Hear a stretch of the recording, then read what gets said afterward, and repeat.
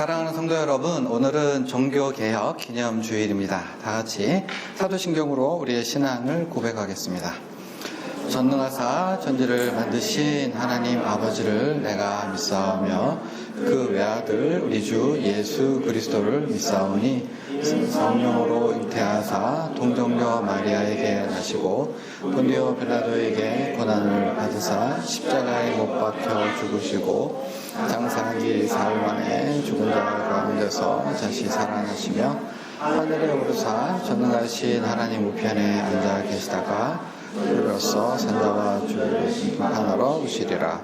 성령을 믿사오며 거룩한 공회와 성도가 서로 교통하는 것과 죄를 사하여 주시는 것과 몸이 다시 사는 것과 영원히 사는 것을 믿사옵나이다. 아멘. 살아계신 아버지 하나님, 이 시간에 주님 앞에 마음의 무릎을 꿇어 예배를 드립니다. 우리를 불쌍히 여겨주시고 이 시간에 주의 말씀을 통해서 위로와 안식을 얻게 하여 주옵소서. 이 세상 가운데 살아갈 때에 주님 주시는 힘과 능력으로 승리하며 살기를 원하오니 주여 이 시간에 성령의 충만함으로 덧입을 수 있도록 은혜를 베풀어 주옵소서. 감사드리며 살아계신 예수님의 이름 받들어 기도하옵나이다. 아멘. 찬양할게요. 대산을 넘어 언덕에 가도 이 가운데로 걸어가며 주께서 항상 지키시기로 약속한 말씀 변치 않네. 하늘의 영광 하늘의 영광 나의 맘속에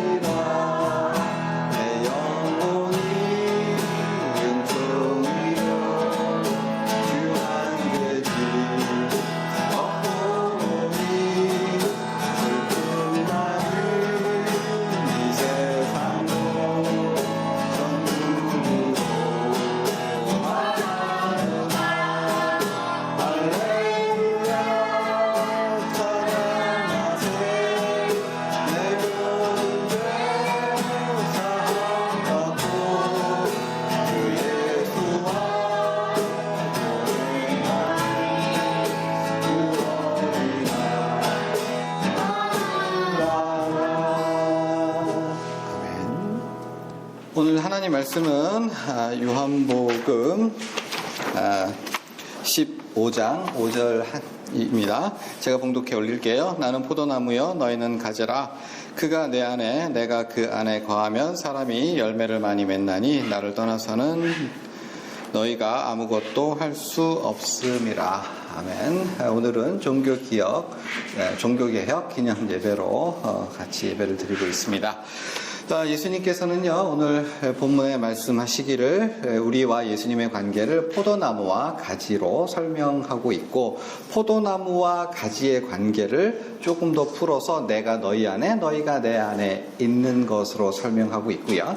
그리고 그 이후에 15장 이후에서는 예수님이 우리 안에, 우리가 예수님 안에 있는 관계를 세 가지로 설명하는데, 보시면 10절을 보면 내 계명을 지키면이라고 해서 의지의 교류가 있는 것, 그리고 11절에 보면 내 기쁨이 너희 안에 있어라고 해서 감정의 교류가 있는 것, 마지막으로 15절을 보시면 내가 내 아버지께 들은 것을 다 너희에게 알게 하였다고 했으니 지성의 교류가 있는 겁니다. 그러니까 예수님께서는 우리와 예수님의 관계를 그러니까 지성과 감정과 의지의 3단계로 세 가지로 설명하셨고, 이런 거를 우리가 흔히 뭐라고 합니까? 인격적인 관계라고 얘기를 하는 거죠. 예수님께서는 전인적으로 우리와 예수님이 전인적인 관계로 교류하는 것을 가장 합당한 것으로 설명하고 있는 건데요. 신학교 가면 교수님들이 얘들아, 하나님과 인격적으로 교류하는 것, 인격적인 관계를 가지는 것이 중요해. 인격이 뭘까? 그런 생각을 하기 쉬운데 어렵지 않지요? 남자와 여자가 이제 만난다고 연애를 한다고 생각을 해보세요. 처음에 얼굴, 그리고 옷차림 이런 걸로 스캔을 하고 서로 이제 호구조사를 하죠. 이름은 뭐고, 나이는 뭐고, 가족관계는 어떻게 되고, 인생관은 뭐고, 무엇을 하는지, 그러면서 이제 관계가 깊어지면 내밀한 얘기도 하고, 그러면서 서로에 대한 지식이 많아지고 서로가 아는 것을 공유하게 됩니다. 그러다 보면 감정이 싹 트겠죠. 보고 싶고, 보고 있어도 보고 싶고, 또 때로는 이제 만난 걸 먹을 때, 아니면 또 슬퍼할 때 같이 슬퍼하고, 기뻐할 때 같이 기뻐할 수 있는 그런 감정의 교류가 있는 거죠. 남편이 안 좋은 일이 있어가지고 우울해서 왔는데, 집에 왔는데 와이프가 막 신나서 춤을 추고, 이러한 건 상상할 수 없는 거죠. 슬픈 사람이 그 자리에 들어오면 같이 공동체가 슬퍼하는 것, 감정의 교류가 아니겠습니까? 그런데 그런 감정의 교류로만 끝나는 것이 아니라 관계가 깊어지면 내가 이 여자를 만나니, 내가 이 남자를 만나니 나는 다른 사람하고의 관계를 정리하겠다. 내가 다른 사람과의 관계를 정리하는 만큼 너도 다른 여자, 다른 남자 만나서 눈 돌리지 말어. 네가 나를 배신하는 순간 절대로 용납할 수 없어라고 하는 나의 의지와 상대방의 의지가 서로 감흥을 하게 되는 거죠. 이러한 거를 인격적인 관계라고 하고, 그러니까 돼지 짝짓기라고 하는 것과는 전혀 차원이 다른 매우 인간이 자기의 삶 전체, 인간 전체가 전면적으로 교류하는 걸 인격적인 교류라고 하고, 예수님께서는 우리가 그렇게 예수님과 교류할 것을 요구하십니다. 여기까지 어렵지 않죠? 신앙생활은 뭐예요? 우리의 전 존재, 전 인격, 지정의과 예수님과 교류하는 것, 그것이 바로 신앙이라고 할 수 있고 예수님과의 관계라고 얘기할 수 있는 거예요. 그런데요, 이렇게 예수님과 관계가 전인적인 관계로 들어서게 되면 거기에서는 이제 열매를 맺을 수밖에 없다라고 설명을 하는데, 가장 결정적인 열매를 17절에선 이렇게 설명합니다. 뭐라고요? 서로 사랑하게 하려 함이니라. 여러 가지 열매가 있겠지만 결정적인 것, 그건 뭐라고요? 사랑이라고 하는 거예요. 그래서 우리가 사랑을 하고 있으면 예수님과의 관계가 괜찮은 거고, 우리 속에 사랑이 없으면 예수님과 전인적인, 그러니까 예수님으로부터 오는 그 전인적인 에너지와 그 생명력의 전달을 받지 못하고 있다, 이렇게 생각하실 수 있어요. 여기까지 잘 따라오셨죠? 네? 그러면 봅시다. 그런데 자, 우리는 이러한 예수님을 통해서 이제 에너지를 공급받고 생명을 공급받는 사람이고, 우리 속에 뭐가 있다? 사랑이 있다. 근데 그러한 사람들이 모인 게 교회인 거죠. 그런데요, 잘 보시면 교회가 사랑을 잃어버릴 때가 대표적으로 두 경우가 있어요. 첫 번째는 교회를 건축할 때가 사랑이 없어지고, 더 심각할 때가 있는데 그거는 교회의 직원을 뽑을 때, 여러 가지 직원을 뽑을 때, 그 중에서도 가장 큰 문제가 일어날 때는, 진짜 목숨 걸고 싸울 때는 언제? 위임 목사를 뽑을 때. 다 아시는 분은 아시죠? 얼마만큼 지독하게 싸움이 나고 이제 문제가 생기는지 아시는 분은 아실 텐데, 그것을 우리는 사랑이 없는 상태라고 말을 할 수 있고, 그렇게 사랑이 없는 상태의 본질은, 여러분, 나와 다른 생각을 가지고 있는 것을 용납하지 않는 것. 다른 말로, 나는 맞고 너는 틀린데 그런 틀린 너를 나는 용납할 수 없다는 방식으로 상대방을 죽이려고 하는 거죠. 바로 그러한 방식으로 이제 사랑이 없는 것을 우리는 보게 되는데요. 사실 이러한 양태가 역사와 전통이 아주 오래돼서 깊은 뿌리를 가지고 있는데, 지금으로부터 500여 년 전 교회는요, 지금과는 상상할 수 없을 정도로 서구 사회에서 막대한, 아주 막강한 영향력을 가지고 있었어요. 이 서구 사회에서는요, 교회가 그 유일한 행정 체계를 가지고 있었던 거죠. 행정 조직이었어. 그래서 교회에서 두 가지 대표적으로 잘못된 일을 했는데, 첫 번째가 성직매매예요. 성직매매. 뭐라고요? 성직매매. 내가 이 교구에서 목회를 하고 싶습니다. 그러면 돈 싸들고 가서 돈을 바치면, 그래, 네가 오늘 그 지역을 맡아서, 뭐 은평구를 맡아서, 서대문구를 맡아서 교역자를 하거라. 그러면 그 지역에 돈을 내고 내가 교역자가 되면 그 지역에서 11조와 헌금을 거둘 수 있는 거죠. 근데 그게 너무 짭짤해. 그러니까 사람들이 아무리 많은 돈을 주고라도 그냥 교역자를 하려고 눈이 벌게, 그러면서 사랑이 없어졌고, 또 어떠한 문제가 있었을까요? 돈을 내면 구원을 준다라고 하는, 그러니까 성 베드로 성당을 짓는데 돈이 너무 많이 드니까 이 돈을 어디서 이 재원을 확보할까 해서 면죄부를 팔기로 결정합니다. 그래서 면죄부가 뭐예요? 헌금을 많이 하면 그 공로로 네가 알던 사람의 이 지옥 간 사람이 천국에 갈 수 있다. 연옥에 있는 사람이 천국에 갈 수 있다라고 하는 거예요. 그런데 거기에 대단한 기술을 가진 교육자를 고용했던 거죠. 이 사람은요, 얼마나 설교를 잘했든지 참기름을 짜듯이 성도들의 헌금을 쥐어짜는데 대단한 기술을 가졌다라고 합니다. 뭐라고 했냐 하면, 여러분, 사랑하는 여러분들이 금화를 가지고 헌금할 때 그 동전이 짤랑거리면서 돈이 그 헌금함에 들어갈 때 여러분이 사랑하는 고모, 할머니, 엄마, 아빠, 조카가 연옥에서 천국으로 올라갑니다. 여러분이 등 따스고 배부르게 이렇게 열심히 편하게 사는 게 그게 무슨 소용이 있습니까? 여러분 아버지, 어머니가 지금 지옥에서 고생하고 헌금해야 될 거 아닙니까? 막 눈물을 흘리면서 하면 사람들이 집을 팔고 밭을 팔아가지고 다 교회에 헌금을 했다는 거 아닙니까? 바로 종교개혁이라고 하는 것은 바로 이때에 하나님의 말씀을 보니까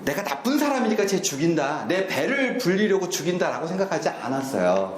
강도의 심정으로, 도둑의 심정으로 내가 물건을 뺏겠다, 저의 목숨을 빼앗겠다라고 한 것이 아니라 어떠한 메커니즘으로 내가 하나님의 일을 한다, 하나님의 뜻을 따라서 내가 하나님의 일을 한다라고 하는 마음으로 정죄하고 불태워 죽였다는 사실. 이게 우리한테 주는 교훈.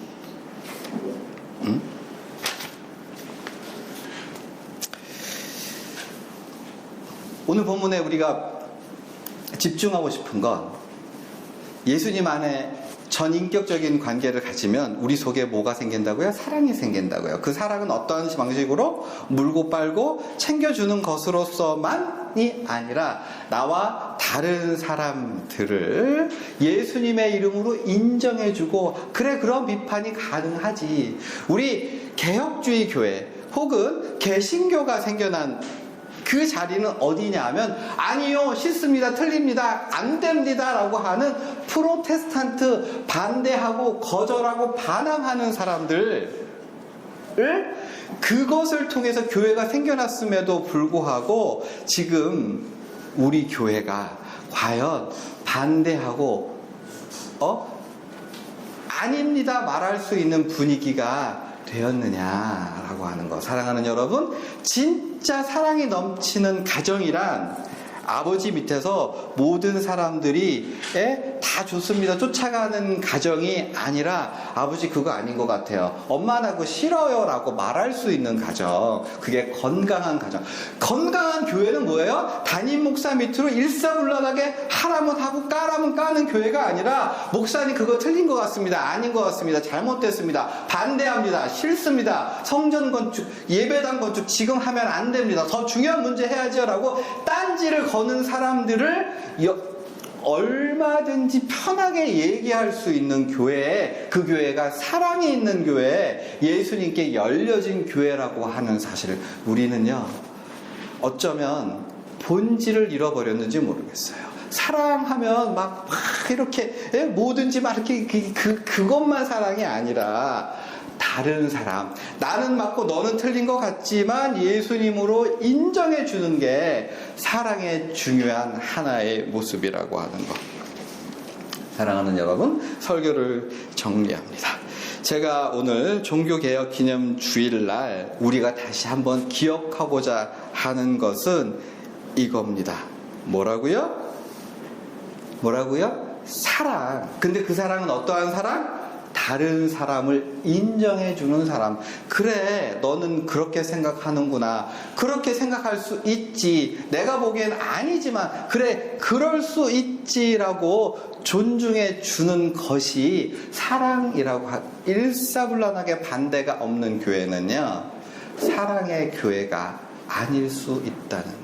우리의 본질은 끊임없이 개혁하고 반대 의견에 귀를 기울여 그 속에서 도대체 이런 말이 나온 이유가 무엇일까를 고민하는, 고민이 없는 교회는요, 건강한 교회일 수 없다라고 하는 사실을 기억할 수 있었으면 좋겠습니다. 기도하시죠.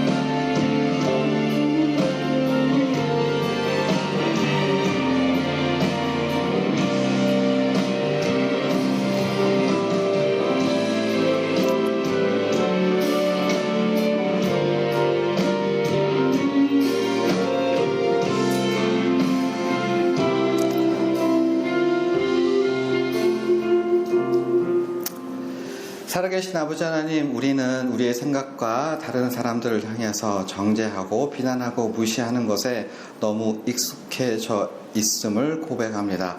그러나 우리가 주 예수 그리스도의 이름으로 사랑으로 그들을 인정하고 용납하고 포용할 수 있는 우리의 속에 넘치는 사랑이 있을 수 있도록 주님 은혜를 베풀어 주옵소서. 감사드리며 살아계신 예수님의 이름 받들어 기도하옵나이다. 아멘. 하늘에 계신 우리 아버지여, 이름이 거룩히 여김을 받으시오며 나라가 임하시오며 뜻이 하늘에서 이루어진 것 같이 땅에서도 이루어지이다.